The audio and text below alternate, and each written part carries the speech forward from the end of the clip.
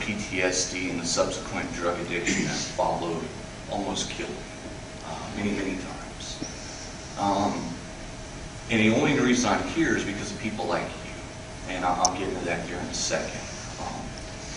First, let me start off with how I got into the service. I was 17 years old, and I was living on the west side of Columbus. And if you're anybody from the west side of Columbus, well, west side of Columbus is all you do when you're a teenager up there is get drunk, get into fights, and smoke a bunch of pot. And that's what we did. And I remember, just doing this over and over and over again and thinking, you know what, this isn't the life I want to live. I want something more for myself. And the way that I saw the best way to do that was to go and join the military, a third generation. My mom was in the Army, grandfather was in the Army, so I figured, hey, I'd go join the Army and turn my life around. And that's what I would do. And so I did. So I joined the Army at 17 years old. Went to basic training down in Fort Knox, Kentucky, and I excelled in it. It was something I was really, really good at. I took top of my class in basic training at 17 years old. Went to AIT, took top of my class again. Went to the Army, PT stud, soldier of the quarters, this, that, everything else. And so I'm thinking, I got a life by the balls, And when I joined, it wasn't because some, super patriotic thing I was feeling that I wanted to go and serve my country. It's the reason I joined was because I wanted a better life for myself. I thought the Army was the way to do that, and there wasn't any other way but to join the Army. So I get in there, I start excelling, I do all these great things, and nowhere in my mind does it occur to me that I could be going to war someday. September 11th happened, and a year later I was in Iraq. And the thing is about that is the Army spent a lot of time teaching me how to kill people, how to go and, you can relate, how to most effectively kill people, how to survive in a combat situation, all these other things. But at no point in my training ever, and you could probably verify this, did they even once take the time to say, what does it mean to kill somebody? What does it mean to go into a combat situation at 18, 19 years old and know that you can die? They never gave any of that kind of training. Now, I'm not a police officer. I don't pretend to know anything about what you guys do, but my understanding is that if you guys were to use your weapon in the line of duty, there's all kinds of counseling and stuff that they give you guys. Is that right? The Army does none of it. You go to war, you do what you do, you come back, you go back to work. If you talk about mental health, you're a dirtbag. That's all there is to it. So I'm the super soldier, doing these great things in the Army. I go to Iraq, I come back, and things start to get a little weird for me. Waking up at night, these nightmares, I'm jumping down my wife's throat for no reason. I had these strong urges just to beat the crap out of people for no apparent reason. And the Army's cure-all for feeling bad is alcohol, and that's what I did. So I started drinking, and I drank and I drank and I drank, and I drank until I went to sleep. I get up, I go to work, I run 4 miles in the morning, I do my job, and then I go home and I do the whole process over again. And eventually got to a point where I was like, this isn't working. What's wrong with me? Why can't I sleep at night? Why am I mad all the time? I don't know. And this is where drugs got into my story. And I remember thinking, hearing all these people talk about cocaine and these things and that. I'm like, those guys are losers, man. Never do that. I mean, everybody sees what crackheads become on TV, You see it. Why would anybody try it? Well, it was me. I was drunk one night. I was feeling really bad. I wanted to cry, but I wouldn't because, that's not what a guy does. And my buddy said, hey, here's some coke. It'll make you feel better. And that was the beginning. And something that I would normally never in my deepest thought would try became a viable option for me. And this is how the addiction started with me. was I tried it, and all of a sudden I felt better. And it was amazing to me. All these things that were going on in my head just went away. Just like, and after I did it that time, I knew that I would have to do it again. And I wasn't even thinking this is a drug, this is something for me to get high on. I looked at it like it was medicine. Like God gave me this. I really had that thought, that sick thought, that God gave this drug to me so that I could get through whatever was going on in my head. And that's what happened. And so I started doing it over and over again, every night. And I excelled in the Army on top of that. I started winning even more soldier quarter awards, started making rank real quick. But I was living this double life. And in the military, you can only do something for so long until they pull your number. And it happens at PT formation. I'll never forget that day. They started yelling off names, and mine was the very last one. And I had to go to drop, and it was game over, and I knew it. And so I popped out on the air analysis course, and the Army has zero tolerance policy. And well, at that time it wasn't zero tolerance. They would let you, do rehab or do this or do that, but I had just won like Fort Sill Soldier of the Quarter for like 100,000 soldiers. I wouldn't say 100,000, but the whole Fort Sill, my name was on them. So it's kind of like a slap in the face to everybody that this guy who's so high speed is doing coke all the time. So they ended my career real quick. They put me out, and I came home. And you come home and now you're all alone, and what happens is you still got these things going on in your head you don't understand, and drugs become the only thing that I know how to do. That was it. I felt so bad about how I destroyed my career,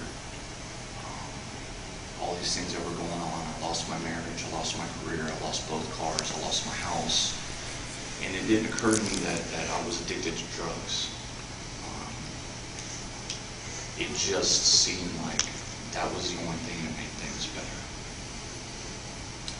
And so I deteriorated, I started catching misdemeanors. Started catching felonies. Started going to jail a lot. By the grace of God, I never ended up in prison. But, so I degenerated from a great soldier to a criminal. And I remember rolling around town, and I used to attribute supernatural powers to you guys. I'd be rolling around, and you ever seen that movie, The Candyman, where if you say his name 3 times, he'll show up? If you're riding around in a car and you say police 2 or 3 times, you guys will show up. I didn't know that. It's true. It's true. And you guys have this supervision where you can tell that I have a warrant just by looking. Don't know how it is, but so that's what happened. I just continued to get worse and worse, and so I started off with cocaine. I moved on to crack, and then I started with the heroin, and then things started to get even worse. And I started showing up to places like the VA to go to rehab. It was just a miserable existence. And I really don't know how to put it into words. And I think it's easy to look, and I don't know if your perspective is that these guys are bad guys that are doing these drugs. I would say to you that we're not. And the proof is that since I've gotten sober, I've been arrested 0 times. So if I was a bad guy, if I'd have got sober, I'd have still been breaking the law. Right? So it's not that I'm a bad guy, it's that I got a bad problem. And when you see these guys, they have bad problems. So I'm going to get into some numbers for you guys. 6,500 veterans die every year as a result of suicide, PTSD, drug overdoses, suicide by cop, and all these things. It's 6,500 a year. That's more in 1 year than we have lost in Afghanistan and Iraq since both of those wars started. I would have been that veteran many times. Last year, I was arrested twice. And it was really funny because both times that you guys picked me up, or people like you picked me up, I was doing everything in my power to avoid you. I was driving back roads, this and that. I got arrested twice last year in complete and total kidney failure. The only reason I'm alive is because somebody saw me with your supernatural criminal vision and stopped him, breaking no laws, but you just had this like, there he is, let's get him. And you guys got me twice, and I'm alive today because you guys got me. They took me to the Franklin County Workhouse, and from there they took me straight to Grant, catheterized me, and all that stuff. In 2008, I OD'd on heroin, my brother's house, and a police officer showed up on the scene and did CPR on me for 5 or 10 minutes until the paramedics showed up and gave me the Narcan or whatever it is you guys give to people bring people back, and saved my life. It's so amazing. Now what I'd like to get at is that you guys have the ability to save more lives than you ever know.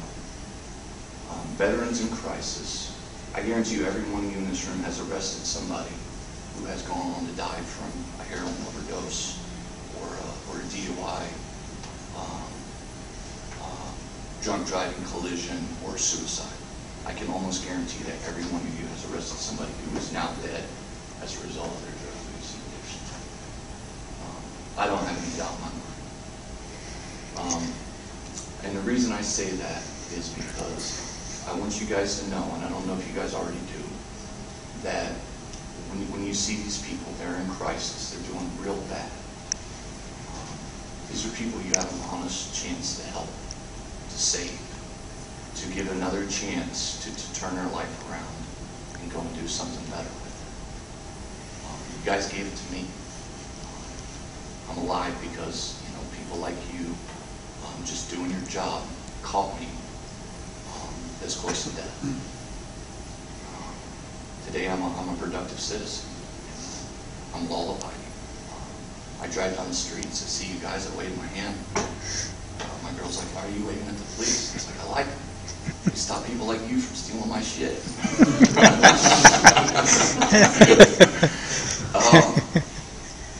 So these veterans are ending up like this, and I know some of you as a veteran, you're probably like, you're looking at a veteran, you said he was in the Army, he was in the Marines, why are you all hooked up on drugs? I know that's the question I would have. I know that's the question I did have before I got involved. I was like, what are you doing? You're a dirtbag. Maybe he handled it a little bit differently. A lot of people aren't equipped. They come from broken homes. They go over there, they're handed a rifle, and they kill people. And they come back, and the Army does nothing. The Marines do nothing to help them come to terms with what they've done with it, what they've seen with it. They say mental health is available, but if you use it, you're a dirtbag. So yeah, these guys got problems, and they think the word or ethos. You know what I'm talking about, right? It's the soldier's creed, and in the soldier's creed, the generalized message that it wants to convey to every soldier is never quit, never quit, and they drill that into you. And when you get home and you get hooked up on these drugs and PTSD and everything, that never quit mentality doesn't work. I thought for the longest time that I was just weak. I was morally weak, that I could not quit using drugs. That's what I really thought. I thought that it was just a matter of trying harder to quit, and that would make me better. And it wasn't the case. No matter how hard I tried, I always ended up doing other things. You go to programs like Alcoholics Anonymous, rehab, they're going to tell you something I wasn't prepared to understand. And that is the only way to beat it is to just accept it. I am an alcoholic. I am a drug addict. If I get high, bad things happen. If I get high, I see people like you. If I get high, I steal from my family. And that as soon as I realize those things, I no longer have to fight it. I no longer have to get up every day and like, I'm not going to use drugs today. I'm not going to use drugs today. I'm not going to use drugs today. I get up in the morning and says, you know what? I don't need to use drugs today. And if I do, I know what's going to happen.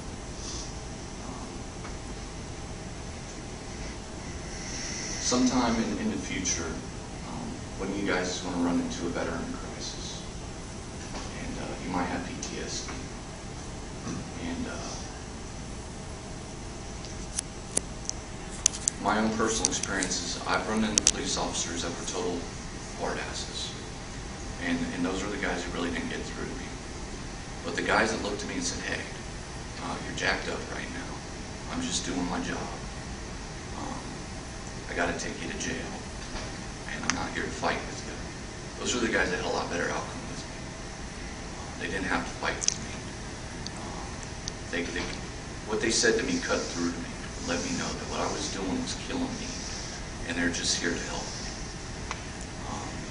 Now, when I ran into those police officers that were total hard asses, that said, you're a piece of shit, look at you, you're worthless, I'm taking you to jail because that's where you belong, you're a dirtbag, and this and that. It was not helpful. And I know you guys, you see this every day, you get tired of it. But I urge you to just try a different tack maybe. Because a lot of these guys, they got a lot of pride. And if you say something that I don't know, you have a unique opportunity to say something that can save somebody's life. Look, buddy, you're killing yourself. The only reason I'm here is because you can't get it right, and I have to take you to jail. I remember I woke up this morning and I was thinking about, man, how do I get out of coming here and talking all these things? I'm going to go sleep too much place. But then I thought, you know what? I might be able to say something to one of these guys that'll save somebody's life. There's one thing I care about is veterans. I went to Iraq. I was 19 years old. I thought I was a big grown up. I was a big shot. And today I'm 30, and I hear some 19-year-old running his mouth to me, and I don't even take him seriously. So I look at it, and I was some young 19-year-old over there doing things that I wasn't prepared to do. I was prepared to do, but not prepared to deal with once they were done. And it leads to a very hard life. But it's not hopeless, people do get better. People do change. I probably wouldn't be sober today if you guys hadn't arrested me all the times you did. That was one of the things that motivated me to get sober. I don't want to go to jail anymore. It's been a long, rough road, guys. And I really like to thank you all because I have a second chance today. Because you guys just went out and did your job. Took me to jail, saved my life.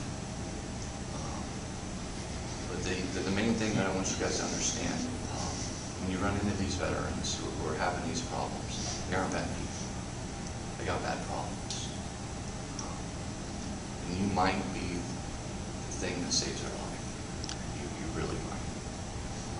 Because you saved mine. That's all I got to do. Okay.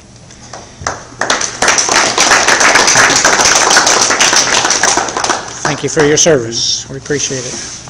Can you